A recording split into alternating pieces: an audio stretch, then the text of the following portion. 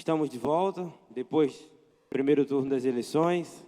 Com a glória de Jesus, nosso culto jovem está novamente sendo ministrado. E no mês de outubro, nós damos início à nova série de mensagens do nosso ministério, que é Escolhas de Vida. Tem aí? Escolhas de Vida. Primeiro dia, que é hoje, nós vamos aprender um pouco sobre atitudes. No próximo sábado, nós iremos aprender sobre palavras. E no último dia de culto, nós vamos aprender sobre valores. E nesse tripé, nesse misto de 3 finais de semana, onde nós iremos estudar a escolha de um jovem cristão, o que um jovem cristão deve, não só jovens, mas que um cristão como um todo deve escolher para a sua vida e para a sua caminhada cristã. Muitas vezes nós falamos em faço bem,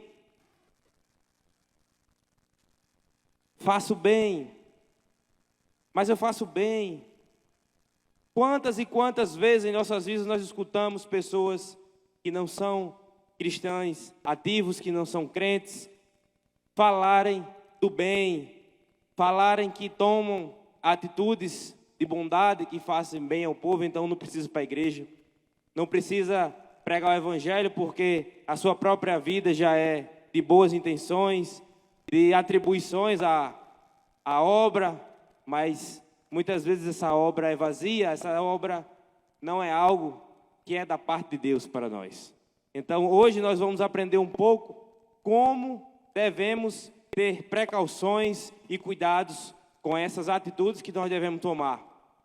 Só iremos aprender no próximo sábado, como eu já disse, sobre palavras. Mas hoje nós vamos focar em atitudes.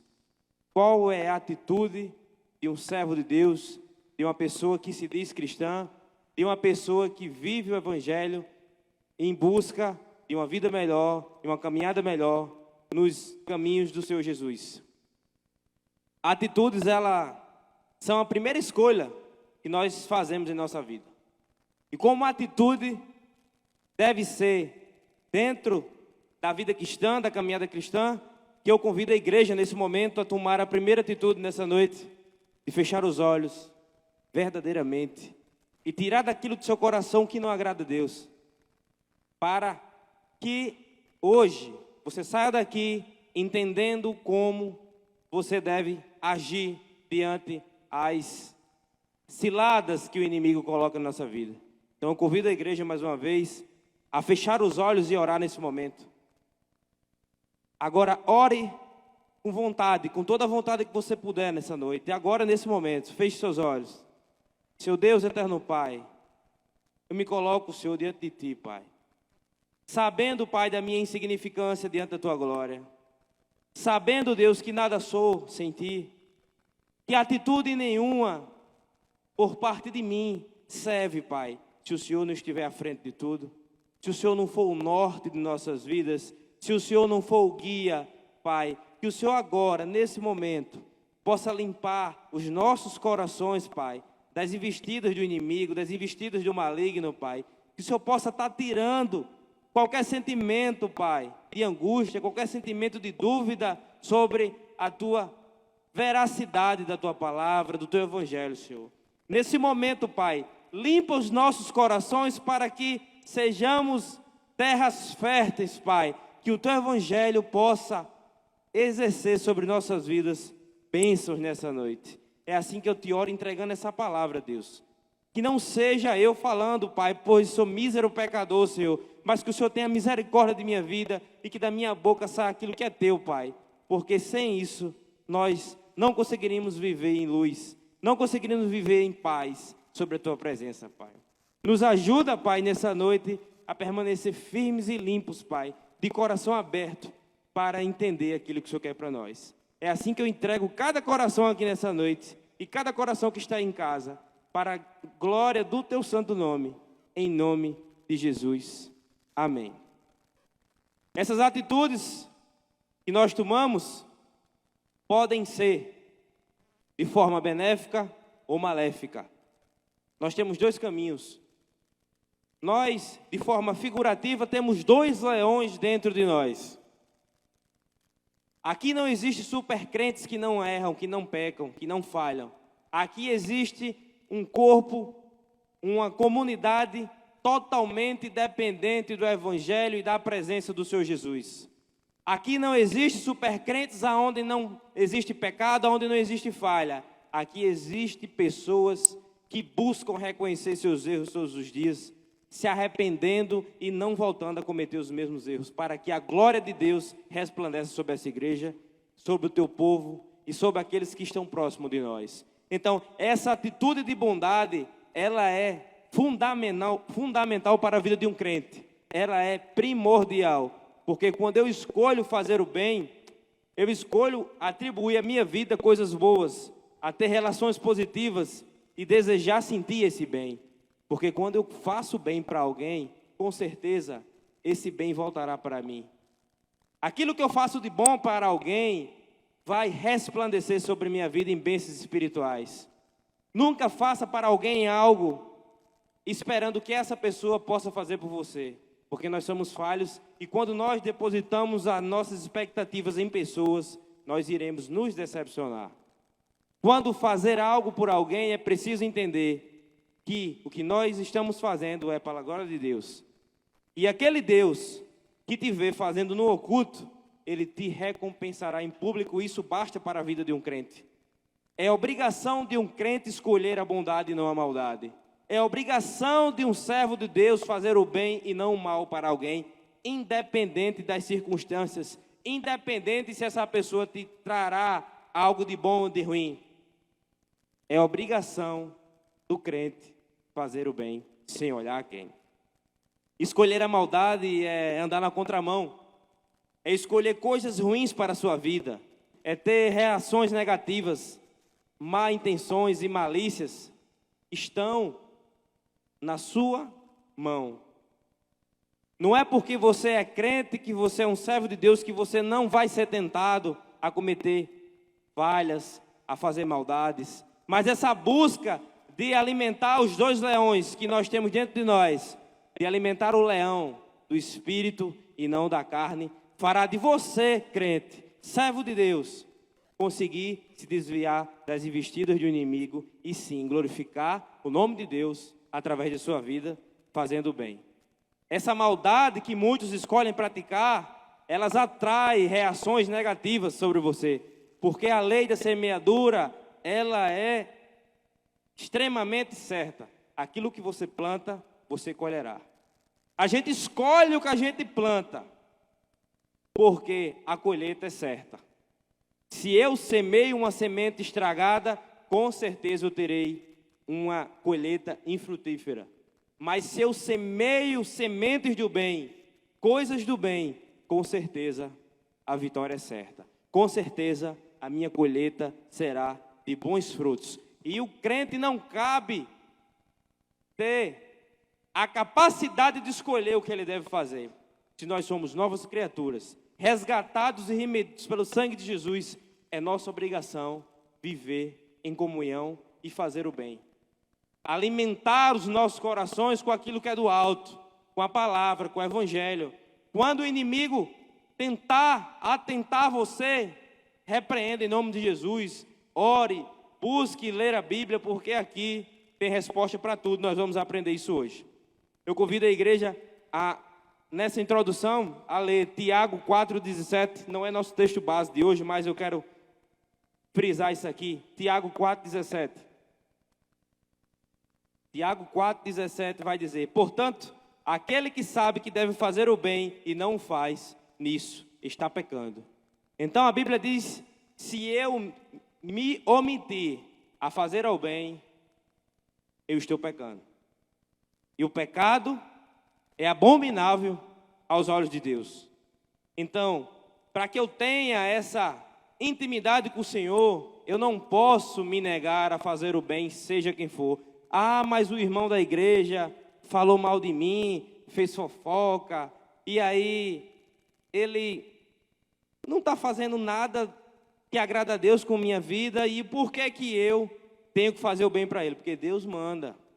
Aquele que sabe que deve fazer o bem e não faz, está se igualando àquele irmão que diz ser irmão e faz mal a você, que causa contenta, que faz fofoca, que quer te ver mal, que finge ser teu amigo, porque na realidade ele quer te ver lá embaixo, ele quer te ver lá na sarjeta. Então, nós vamos aprender hoje que precisamos ter cuidado com esse tipo de gente. Gálatas 6,9 vai dizer, Gálatas 6,9, por favor. E não nos cansemos de fazer o bem, porque o seu tempo ceifaremos, se não desfalecermos. 2 Coríntios 6, 14 e 15. 2 Coríntios 6, 14 e 15. Não vos ponhais em julgo desigual com os incrédulos, porquanto que sociedade pode haver entre a justiça e a iniquidade? Ou que comunhão da luz com as trevas? Que harmonia entre Cristo e o maligno? Ou que união do crente com o incrédulo? A palavra de Deus ela é muito clara. Não tem como eu servir a dois deuses. Ou eu sou sal, ou eu sou trevas. Ou eu sou luz, ou eu sou trevas. Então, hoje eu não posso estar fazendo mal. Amanhã eu vou fazer o bem para recompensar. Não, se você é um servo de Deus, você deve ter uma intimidade com o Senhor Jesus através de oração, através do estudo da palavra, se alimentar daquilo que vai te preencher de verdade e sim, você esbanjar a bondade. A escolha que um crente deve fazer todos os dias da sua vida é fazer o bem, sem olhar a quem. Independente das circunstâncias, Deus, Ele nos diz que nós devemos fazer o bem. E isso que eu trago para vocês nessa noite. A atitude de um crente deve ser fazer o bem.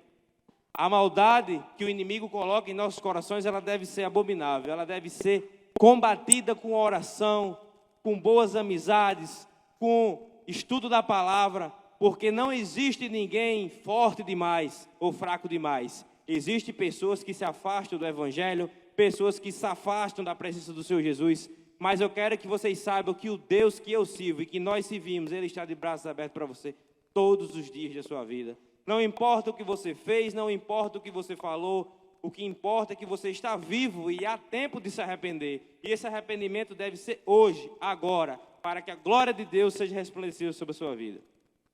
A vida ela já é dura demais para que nós passamos a escolher coisas que atraem coisas negativas para a nossa vida. A vida a gente já passa por colheitas e provações.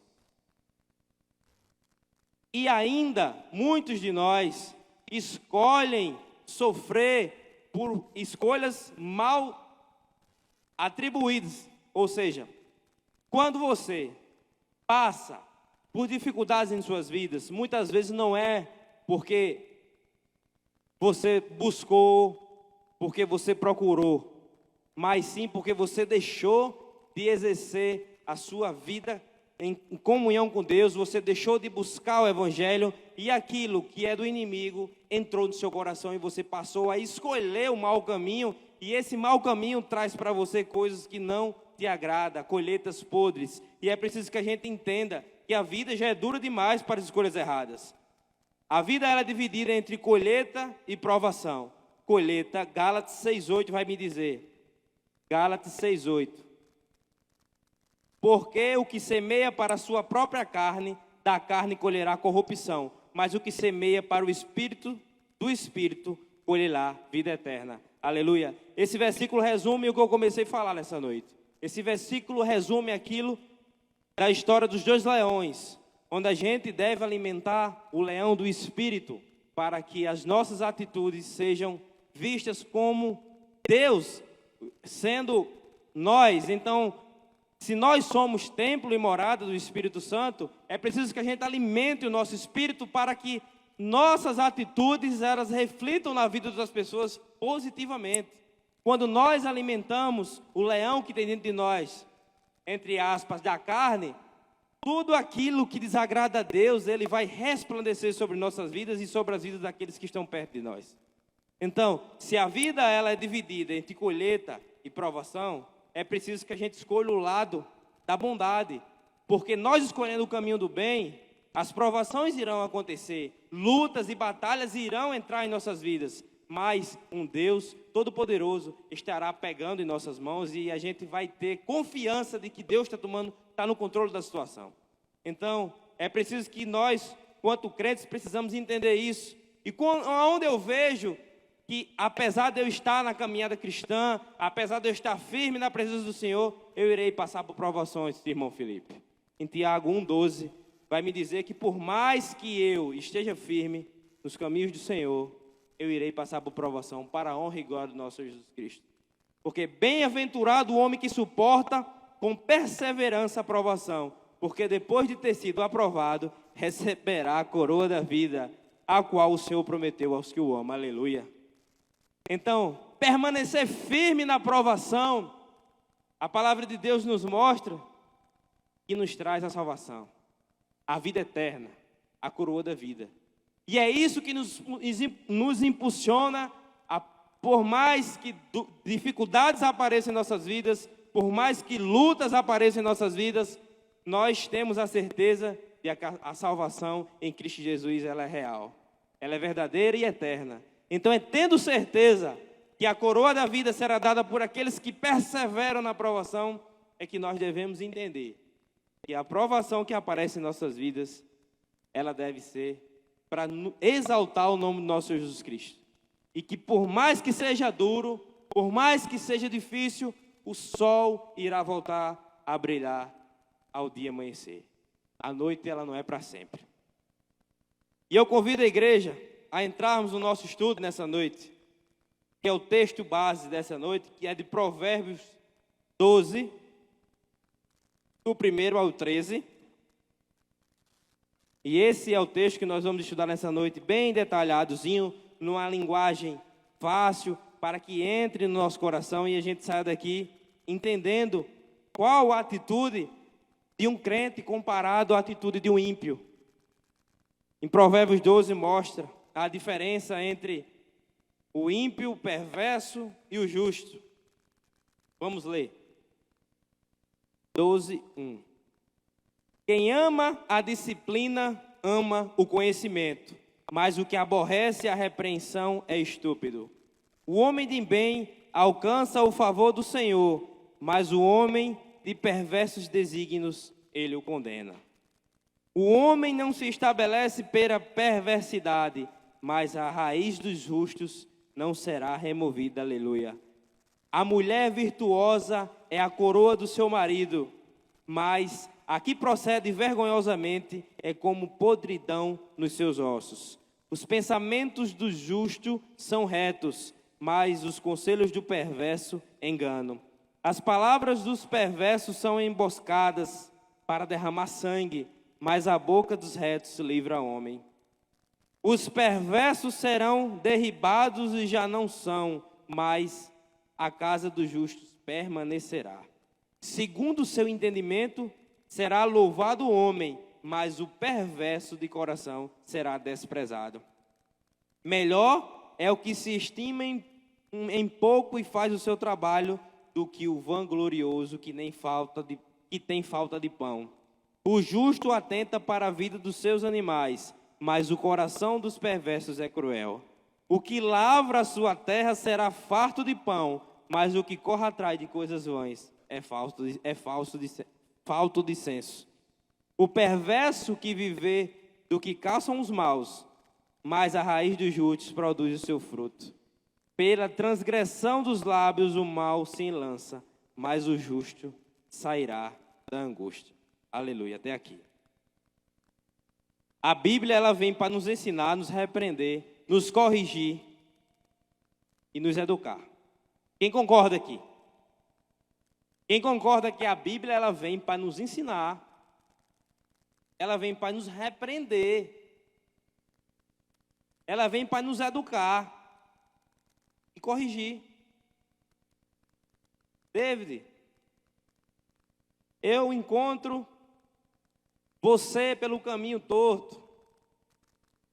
Quem é que vai me dizer se está torto ou se está acertado? É a palavra de Deus. Aonde eu tiro minhas dúvidas sobre o que é certo e o que é errado? É na palavra de Deus. Aonde eu acabo com a As muitas opiniões que o mundo me oferece é na palavra de Deus. Aonde eu sou corrigido de forma verdadeiramente e sensata e correta é na palavra de Deus. Então a Bíblia ela nos ensina, nos repreende, nos corrige e nos educa. Ela basta. Ela é o manual de fé e prática do cristão. Aonde a dúvida existir, a Bíblia tira. E no verso 1 vai me dizer: quem ama a disciplina, ama o conhecimento. O cristão precisa amar a disciplina. Quando um pastor, de forma sábia, coloca alguém em um banco, por ele ter errado, você deve dar glória a Deus. Você que está sendo disciplinado por algo que você fez de errado, você deve dar glória a Deus, porque o pastor da igreja tem zelo pela sua vida, assim como Deus, ele te disciplina, porque ele te ama. Então, o cristão precisa amar essa disciplina, porque é preciso que a gente entenda que nós somos podres, que nós somos falhos, que nós somos insignificantes diante da glória de Deus. E sem essa disciplina, pelo qual o Pai Celestial nos proporciona, nós estamos perdidos, nós estamos entregues às investidas do inimigo, porque essa disciplina nos aproxima do que há de melhor em nossas vidas, que é da presença do Senhor. Então é preciso que nós reconhecemos que nada somos e que precisamos amar essa disciplina. E a Bíblia diz: mas o que aborrece a repreensão é estúpido. É estupidez odiar essa disciplina de Deus. Você não pode se achar mais certo que todo mundo, mais crente que todo mundo, se nós somos pecadores e falhos. É estupidez odiar a repreensão pelo qual Deus nos disciplina. Não sou eu que estou dizendo, é a palavra do Senhor Jesus que está dizendo que estúpido é aquele que odeia a disciplina de Deus através da palavra. Estúpido é aquele que se aborrece com o líder religioso, quando esse líder, por você ter errado, lhe coloca no banco da igreja, onde é o lugar daquele que pratica iniquidade e pecado. No verso 2 vai me dizer: o homem de bem alcança o favor do Senhor, mas o homem de perversos desígnios, ele o condena. Se praticarmos o bem, colheremos o bem. Se praticarmos o mal, colheremos o mal. Precisamos praticar o bem para termos a aprovação de Deus. Não adianta a gente querer ser aprovado por Deus praticando mal dentro da igreja, lá na rua, lá na escola, na faculdade, onde quer que a gente seja. Não adianta você estar aqui na igreja, fingindo ser crente, se você pratica o mal no secreto. Não adianta. Deus condena um homem que pratica, não sou eu que estou dizendo, é a palavra de Deus, perversos desígnios. No verso 3 vai me dizer: o homem não se estabelece pela perversidade, mas a raiz do justo não será removida. A gente nota que esse capítulo de Provérbios está sempre dizendo: o mal por si se destrói, mas o bem Deus exalta. O mal vai colher maus frutos, mas o bem Deus está ajudando. O mal não presta, mas o bem sempre vencerá. Se a gente analisar esse contexto, é isso que o texto nos fala, que o bem sempre vence. Então hoje nós estamos aprendendo que a primeira atitude de um crente deve fazer o bem sempre, não importa o que aconteça. E no verso 3, como eu já li agora: onde está o engano, a mentira, o roubo, não tem estabilidade, porque o homem não se estabelece pela perversidade. Se eu sou perverso, eu não tenho paz, eu não tenho estabilidade. Se eu pratico o mal, eu não consigo viver bem. Eu não consigo viver na paz do nosso Senhor Jesus Cristo, porque eu estou servindo o inimigo. Não tem como a gente servir a Deus e servir o diabo. Não cabe, a gente não pode servir a dois deuses. Então, quando eu pratico a iniquidade, eu não tenho estabilidade. Mas, ao mesmo tempo, a palavra de Deus nos conforta quando diz: o justo permanecerá firme em Cristo, porque ele está enraizado no Evangelho. A raiz dos justos não será removida. Aleluia por isso. Porque nos mostra que o mundo tem jeito. A palavra de Deus nos mostra que o mal nunca vencerá o bem.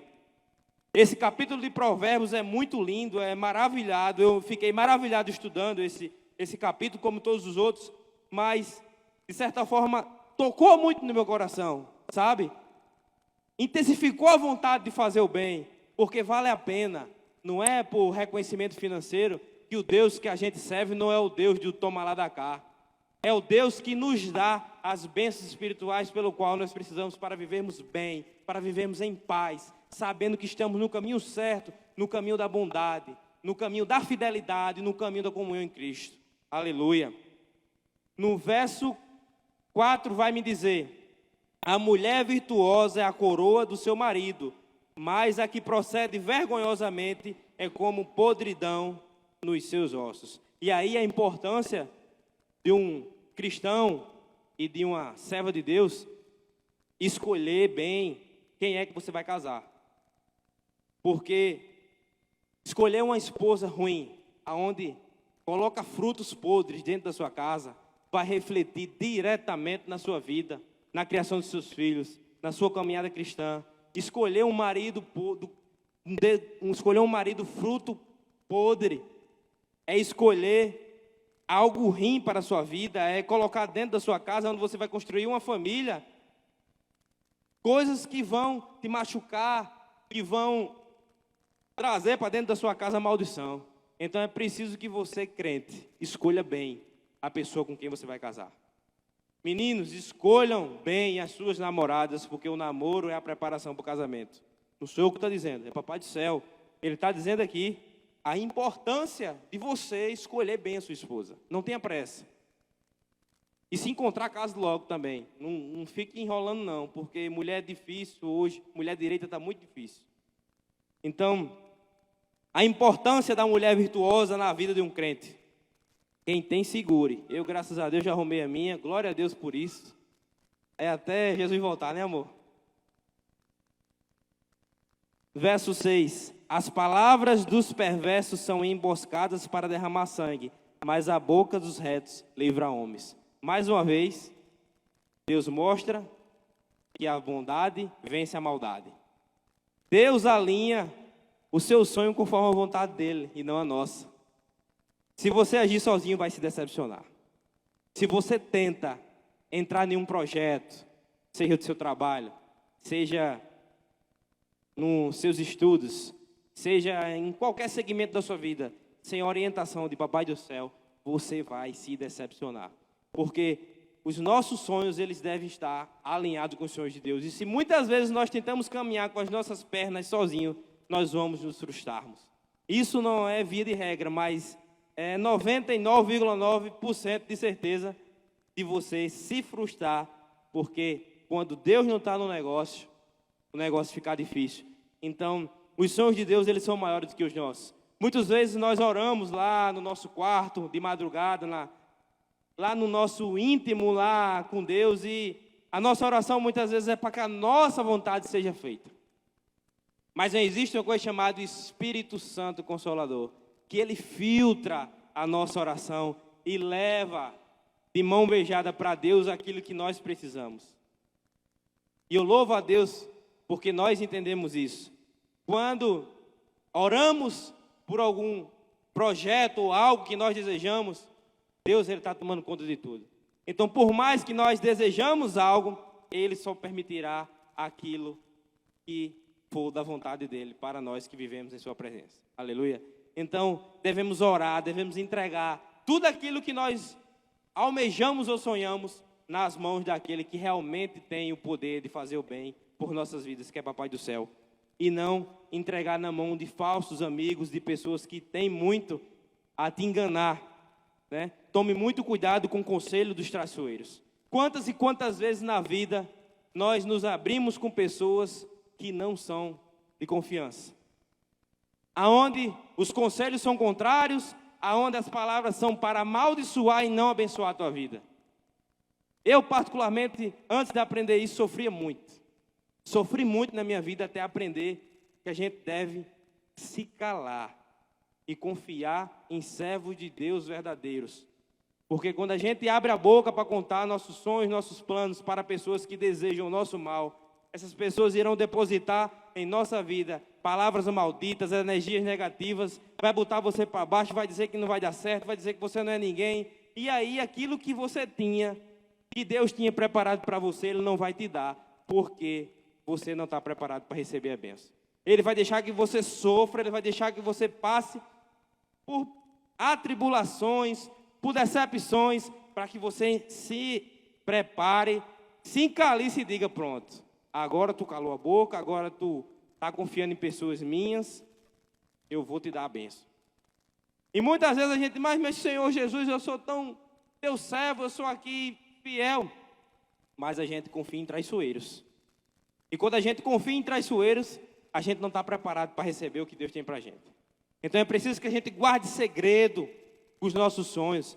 É preciso que a gente só conte para pessoas de extremamente confiança, pela qual você veja que são realmente servos de Deus, que você pode confiar de verdade. Então, se você tem dúvidas sobre conselhos, mais uma vez, está aqui a Bíblia. Vá buscar na Bíblia, porque na Bíblia você não terá dúvida. Se você conversou com alguém algo a respeito de sua vida que você pretende ou está fazendo, e você tem dúvida se aquele conselho foi um conselho para o bem ou um conselho para o seu mal, vá ler a Bíblia, busque na Bíblia a resposta. Não se engane, não se deixe que pessoas do mal, vestidas de ovelhas, engane você e te coloque num caminho de trevas. Amém? Busque na Bíblia respostas para suas dúvidas. E no verso 6, continuação do verso 5, as palavras dos perversos são emboscada para derramar sangue, mas a boca dos retos livra homens.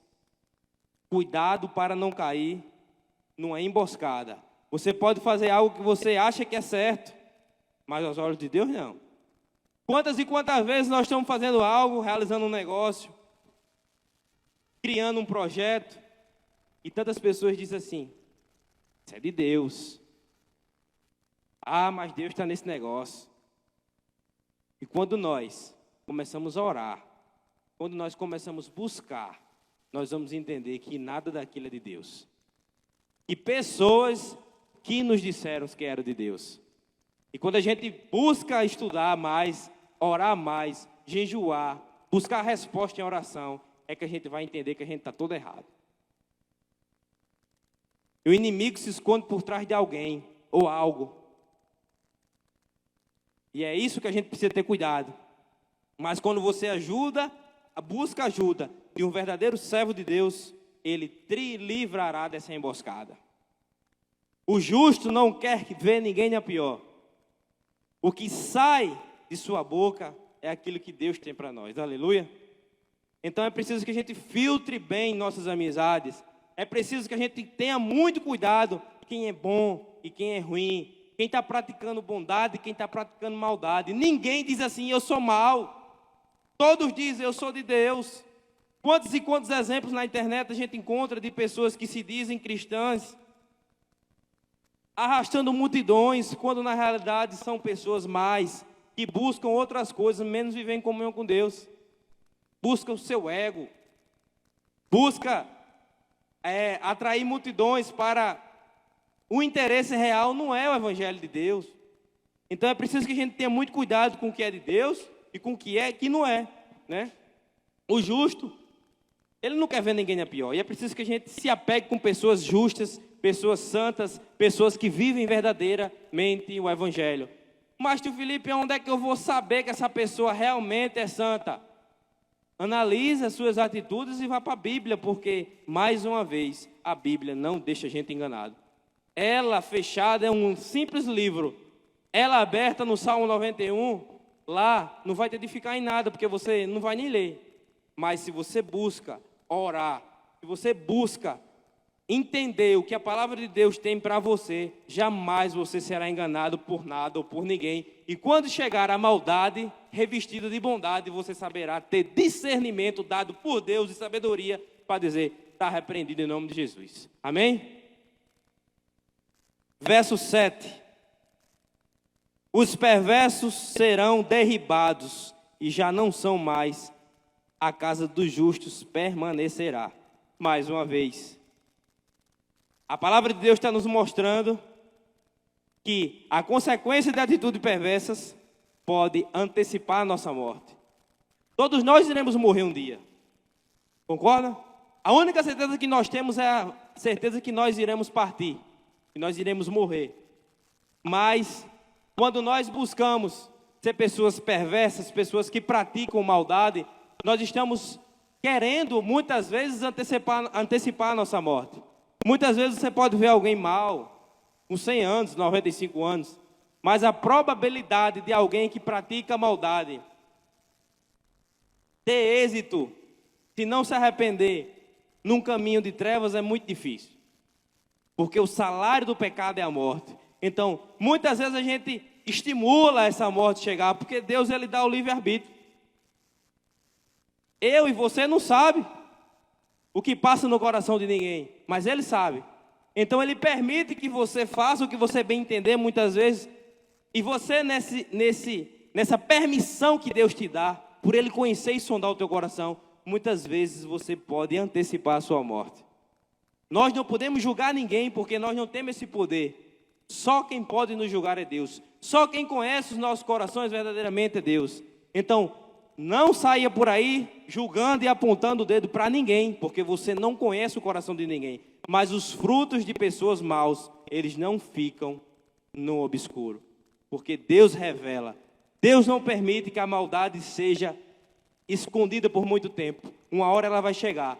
E às vezes não dá tempo de você se arrepender, e nós antecipamos a nossa morte. O perverso pode ser aniquilado do plano terrestre, mas ele não escapará da condenação eterna. Quantas e quantas vezes nós vemos aí pessoas dizer: não, já foi tarde, só fazia maldade, era assaltante, era isso, era aquilo. Mas ele, se não se arrependeu, ele estará sofrendo eternamente. Você pode, com a maldade, descansar do plano terrestre, mas você não escapará do jugo de Deus. Então, por mais que você morra, há uma condenação eterna para aqueles que praticam a maldade. E é preciso que a gente pregue esse evangelho para aqueles que estão lá fora, para que se arrependam e possam viver uma vida de fazer bondade e comunhão com Deus. No verso 8: segundo o seu entendimento será louvado o homem, mas o perverso de coração será desprezado. Dá para entender mais uma vez? Não podemos buscar louvor para nós, mas é uma consequência daqueles que vivem na caminhada cristã, que vivem verdadeiramente o evangelho, de ser exaltado por Deus, de ser honrado por Deus. Porque aqueles que realmente vivem a palavra de Deus, há uma chuva de bênçãos sobre nossas vidas. E muitas vezes nós não somos exaltados com vanglória, com fama, mas sim com bênçãos espirituais, com paz no coração, com uma família feliz, com filhos maravilhosos.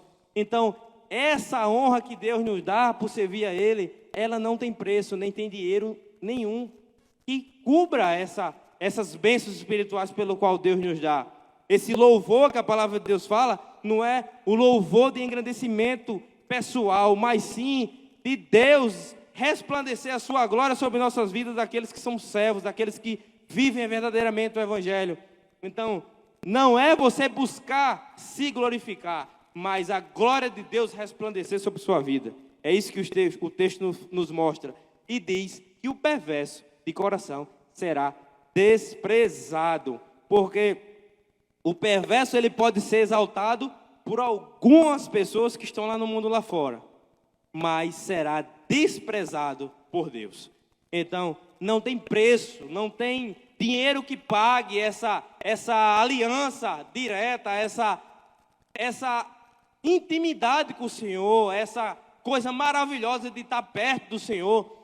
Não tem dinheiro que consiga suprir, não tem riqueza nenhuma que consiga preencher esse vazio que só é preenchido em Cristo. Então, quando nós fazemos o bem, quando nós esquecemos a maldade, nós seremos glorificados e justificados pela glória de Deus. No verso 9: melhor é o que se estima em pouco e faz o seu trabalho, do que o vanglorioso que tem falta de pão. O texto me mostra hoje que é melhor ser do que parecer, que a aparência é mera vaidade. Quantas pessoas conhecem aqui pessoas que mostram nas suas redes sociais o que não é? Pessoas que estão preocupadas mais em mostrar o que não são do que o que são, para satisfação pessoal. Para causar, muitas vezes, nas pessoas que estão vendo tristeza. Porque não existe ninguém perfeito. E o que você mostra nas suas redes sociais, quando você não é temente a Deus, é só maravilha. É só coisa boa. É a foto perfeita, é o carro perfeito, é o dia perfeito, é o lugar perfeito, é a amizade perfeita, é tudo perfeito. Quando nada é perfeito, só Cristo Jesus. Então, essa vida de aparência, de certa forma, é maldade. Porque você está causando em pessoas que veem ilusões, quando muitas vezes não é aquilo que aparece.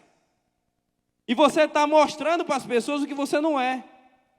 E se você pega pessoas que não estão com discernimento, uma vida com intimidade com Deus, na palavra, muitas pessoas vão se frustrar com aquilo e vai dizer: eu não sou nada, Deus não gosta de mim, porque olha minha vida.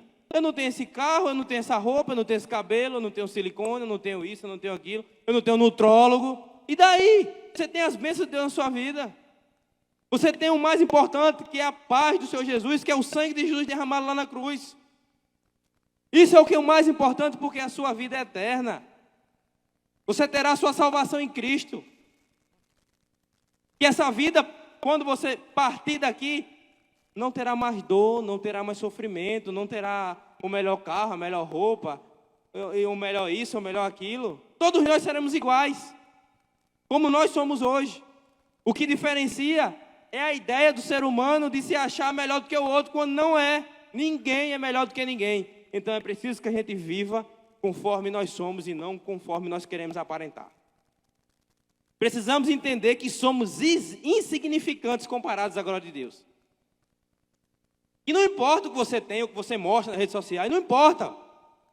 O que importa é o que está no seu coração. Não importa a sua beleza exterior, a gente tem que se cuidar, lógico. Mas isso não faz de você menos ou melhor do que ninguém. O que importa é sua essência, é sua capacidade de fazer o bem, é sua capacidade de viver em comunhão com Deus, é sua capacidade de espalhar paz para as pessoas que estão próximas de você. Quando alguém é convertido dentro da sua casa, aonde não tem ninguém, servo de Deus, é como se uma luz fosse acesa dentro de um quarto escuro. Quem concorda comigo? E se você é luz acesa, você será apedrejado por aqueles que não têm a coragem de você de defender a bandeira de Cristo. É assim ou não é? Quando a gente se converte na nossa família, até a nossa família nos critica. Ó, o doido agora quer ser santo. Queremos ser santo sim, porque santo significa ser separado daqueles que têm prazer em pecar. Então eu quero ser santo sim. Eu quero ser separado sim, porque o Deus que eu sirvo me ensina que eu devo ser obediente, que eu devo ser uma pessoa que vive reto na justiça divina, na palavra do Senhor. Então, no verso 10, o justo atenta para a vida dos seus animais, mas o coração dos perversos é cruel. A Bíblia também nos ensina que nós devemos cuidar dos nossos animais, porque a crueldade com os animais, ela nos mostra que nós temos um desvio de caráter. Não adianta eu tratar bem minha esposa e menosprezar meu animal de estimação. Não adianta eu não machucar meu filho e chegar em casa e machucar meus animais inocentes que não têm entendimento, que são totalmente dependentes de nós. Então, nós devemos ter cuidado com nossos animais. No verso 11, o que lavra a sua terra será farto de pão, mas o que corre atrás de coisas vãs é falto de senso. Ô glória! Não há como ter fartura de alimentos sem dedicação. Eu não estou dizendo que você tem que ser escravo do seu trabalho, você tem que ter tempo para tudo, tem que organizar o seu tempo, tem que ter tempo da igreja, tem que ter tempo para a família, mas tem que trabalhar. Nada cai do céu. Não adianta eu cruzar os braços, cruzar as pernas numa rede debaixo de um pé de manga e dizer: Senhor, manda. É assim, é? É não, minha gente. A gente tem que trabalhar, tem que derramar o suor do rosto para alimentar a nossa família. Mas isso não pode ser algo que venha atrapalhar, que venha fazer de nós pessoas longe de nossos familiares. Então tem que ter um ponto de equilíbrio.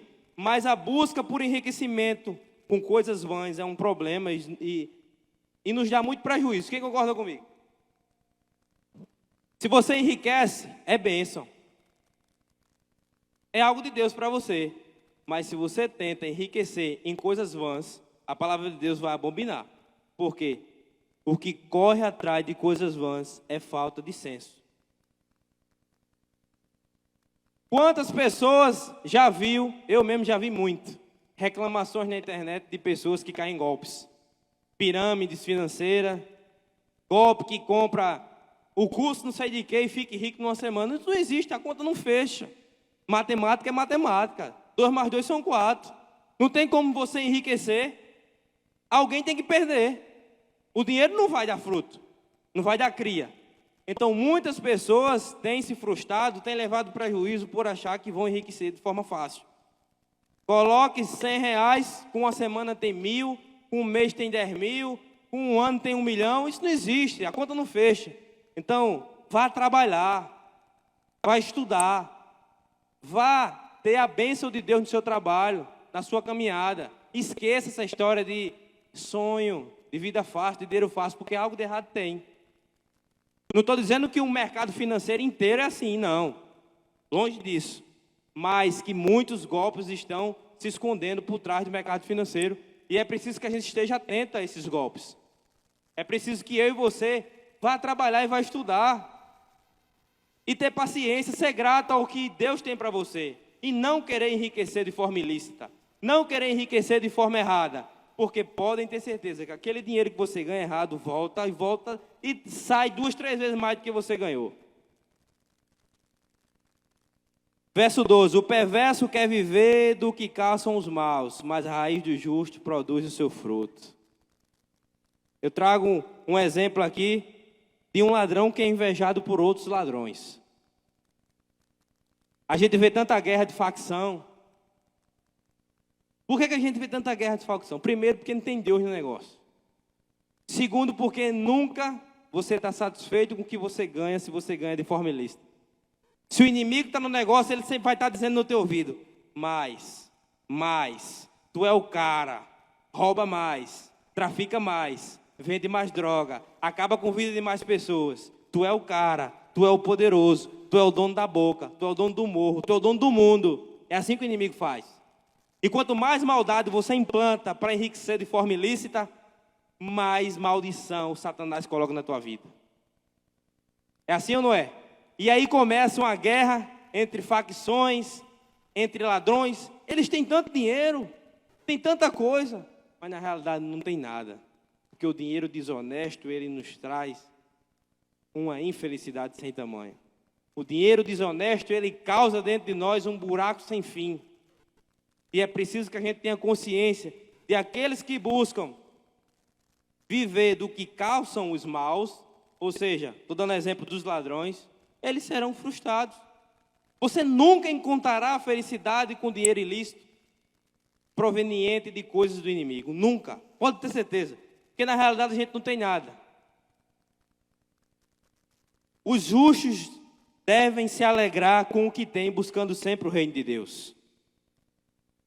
O verso 13, para encerrar o nosso estudo de hoje. Pela transgressão dos lábios, o mal se lança, mas o justo sairá da angústia. O que é que a palavra de Deus quer dizer? Quem mente é para si mesmo, porque Deus está vendo tudo. Se não tem o que temer o sábio, ele jamais terá angústia. Então, o que eu trago para vocês nessa noite?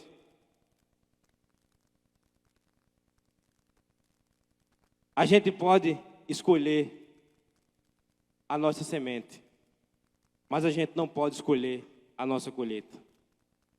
Então que nós saiamos daqui nessa noite com a certeza de que fazer o bem vale a pena.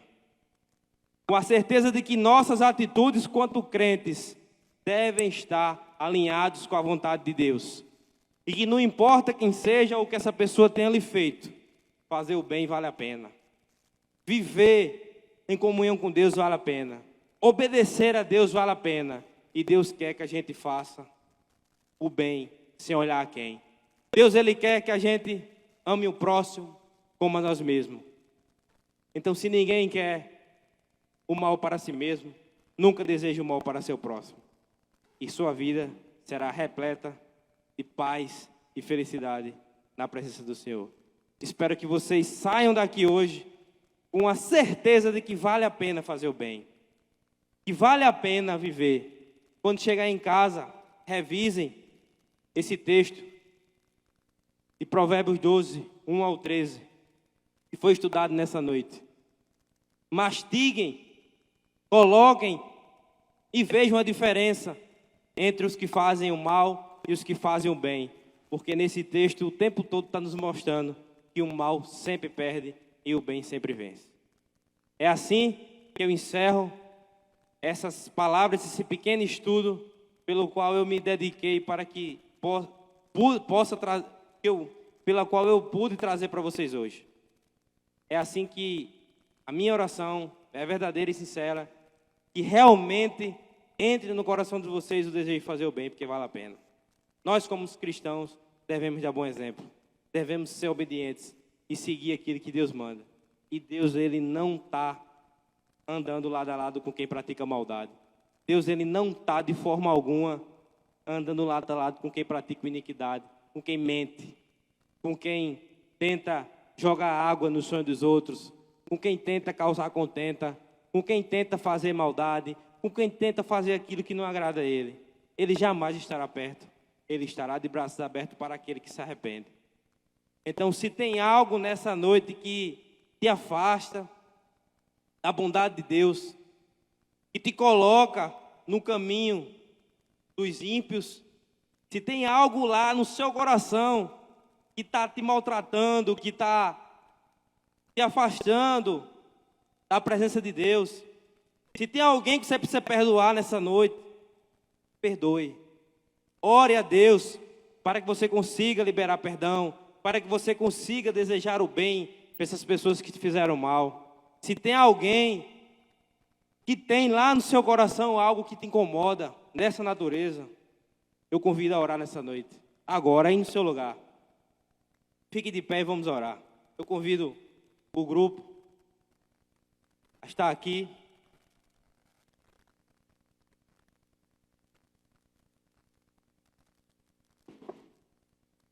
Feche seus olhos. Tente recordar